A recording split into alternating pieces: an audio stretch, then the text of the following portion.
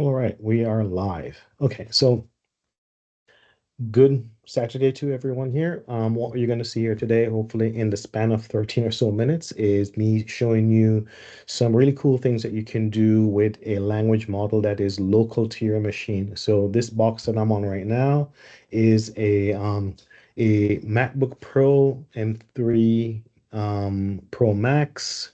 128 gigabytes of memory, but more importantly, 40 cores of GPUs. You can see the GPUs right here. They're all spun down right now.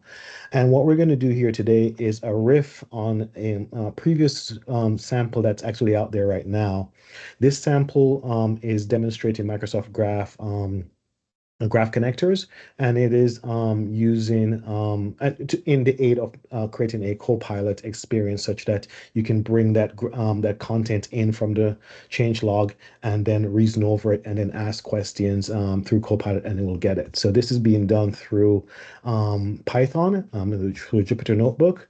And if you click on the view GitHub, it takes you here. I'll just kill that one. We can get here. And as you can see here, this is an example of the changelog. You can see security and a couple other items.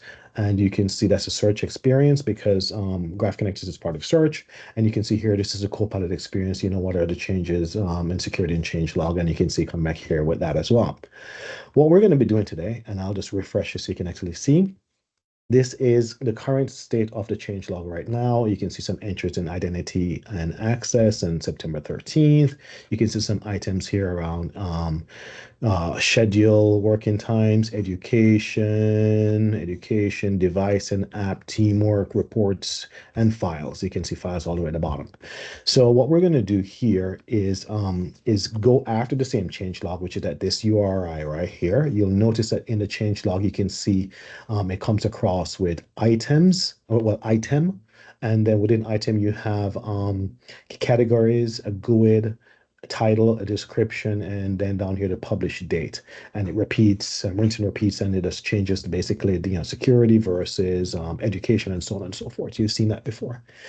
What we're going to do is we're going to do this all using Semantic Kernel this time. You can consider this a way of doing this like a custom engine agent. I was going to say Copilot, custom engine Copilot or agent. And we're going to be using Semantic Kernel. We're going to be using Retrieval-Augmented Generation, RAG, in terms of getting that information from the changelog, pulling it in into our system, and then we're going to create an agent around that.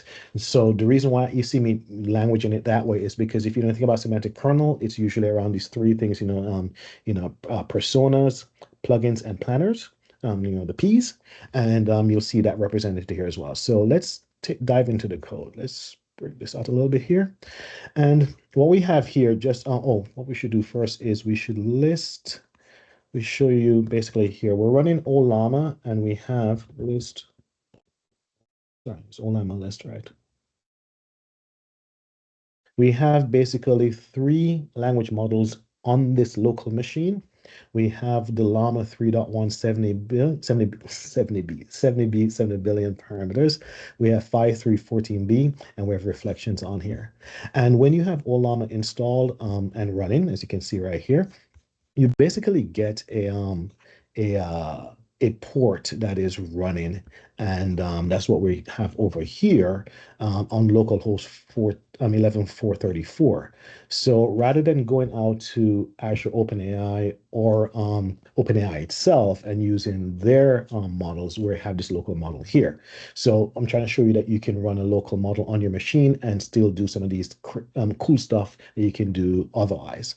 So we have the endpoint pointed there. We have a model ID of the model itself. We have a service that we're going to be spinning up. It is the chat completion service from OpenAI, which allows you to define models, whether they're in the cloud or locally. So you can see that the model ID is using this guy here. And the API key is null because we don't have an API key. We're running locally, and the endpoint is pointing there. We're also creating a plugin. So the plugin, this is personas and plugins and planners, and we're using 2 out of 3 today. We created a class called Graph Changelog, which you'll see right here. It's probably a good time to go take a look at it as well. So in this class here, as you can see, it's the same URI of the RSS feed. I was doing this before with actually an SDK because I thought it would be easier, go figure. But the way the SDK is set up in terms of what it expects from an RSS feed and what the changelog does, it was just off. So it was not working properly. So I just went straight back to HTTP client because it's an RSS feed. I can just pull it in, but by calling it in through the client, get the response, load it up in an XDoc, parse it. And as you saw before, everything is broken down into items. So I have a list up here that's representing everything inside the RSS, the title, the link, the description, and the publish date. So I basically break that out, going for each of the element inside the item, and then I'm doing some logging here because it was like doing some really crazy stuff before, so it's still there. So you're seeing some of how the sausage is being made. Some regex to clean up the description because it is not pretty inside there. And then what I'm doing here, because we want to give this all back to the LLM, is that we are just taking all of those 4 properties and scrunching it into a string by just concatenating them. And what we have here now, this is now the function that is going to be called inside semantic kernel. So you have to decorate. It's basically a regular method. You're just decorating it with a semantic kernel function name and a description, so that the when the LLM when you give an utterance through a prompt to the LLM, it can say, "Hey, I know which function to use," because you can have many of these functions. So and it may not be related to to Microsoft Graph or the changelog. So it needs to know which one, and the name and the description is important in doing that. And the methods that you see above, in terms of those helper methods, is what basically does that for us. So let's get rid of that and come back to here. So once we have identified our function, put it inside of our kernel, by the way. And by the way, semantic kernel is so easy. Everything is really around the kernel. So you have a kernel builder, you define your services, define your plugins, and so on and so forth. And you can do services quite easily. It's all dependency injection based, so you can create your own stuff and then just pull it in that way as well too.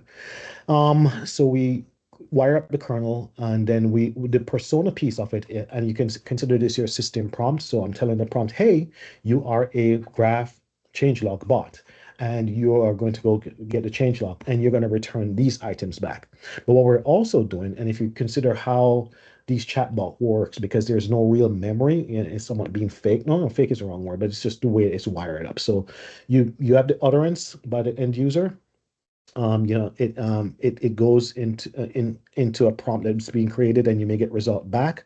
In order for you to have multi-turn in these conversations, you actually are just adding everything back into the prompt and doing it over and over and over again, because that's how chat completion work, is to just keep going and keep going and keep going in terms of the tokens and the chunks.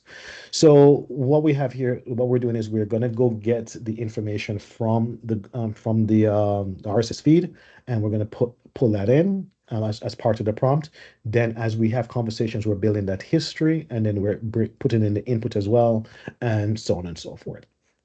And that's what all of this does right here. But what's key here is that we're loading the function here by calling, making an instance of it called the get feed function, and it's grabbing the function, the class, and the name of the function. As I mentioned before, this can be several different names inside the same class.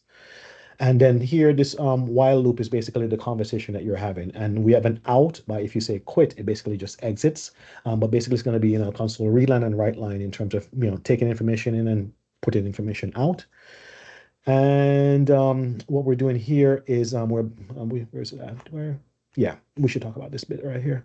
So as part of the kernel, you can actually have extensions builders, and we're just building in extension builders for the kernel, for the history, for the user input, and for the plugin. And you'll see us basically when we actually invoke the function down here, we are sending in the prompt plus the arguments, and then we're basically just going through that process, and you'll see the process here now actually work. So let's get rid of that. Come here and do terminal, new terminal. I think we already set this already, but it never hurts. .net. We just don't want anything to break. All right, cool. We're good to go. So we're going to do run. We're going to, let's make this a little bit bigger as well too. Run start debugging. And you can see it here, tell me what areas of graph. I'm going to say, I am interested in just two files. It's easier with files. There's only one files. And then press enter. You'll notice that the GPU is 10 now, but quickly ratchets it up to like 94%. What you see here is basically the logs before where I was outputting the logs. So this is just showing me that, hey, this is gonna work, or it should work. And what we should see down here after it goes out, gets the information in, creates the prompt, it now starts to write information for you. So they can see it here. It's looking for the files. It's giving us a publish date. It tells us files. This is what I was seeing before as well too. Sometimes it gives me the link, sometimes it doesn't. So, but you can clearly see that it has information here. So we'll let this play out, and I'll actually do another one and see if it'll give me the link for the other one. And this right here, where it's giving me the quote and the ampersand, is where it was messing up before and me trying to fix it. Let's go back and say, now I'm interested in the changes for identity and access. Okay, I'm back up here again. So GP winding down. Let's see what it does. Let's see if it gives me links this time as well. Sometimes it does. Yeah, these things are all non-deterministic, so it'll be good in one instance and be not so good in the other. You can, if you can, I'm not sure if you can hear, but you can hear the fan kicking on right now as well. Oh, look, the link works this time. There it is right there. So you can see here, it gives me a link. And it is, that's basically a link, a deep link to the item inside the changelog. And if you recall, and then I'll just go back just to show it to you that we had some items. And you can see this is all relevant as well in terms of first recent information. As it does that, let's come over here. We can actually take a look at it. We can see the identity and access. And, we can search for some of those items. The fan is really going right now as well, too. You can see 99% GPU. Now we're done. What's one cool thing is that if I come on this do put, you can see it actually spins down really, really fast, all the way back down again. So that's it right there. So hopefully you found this interesting.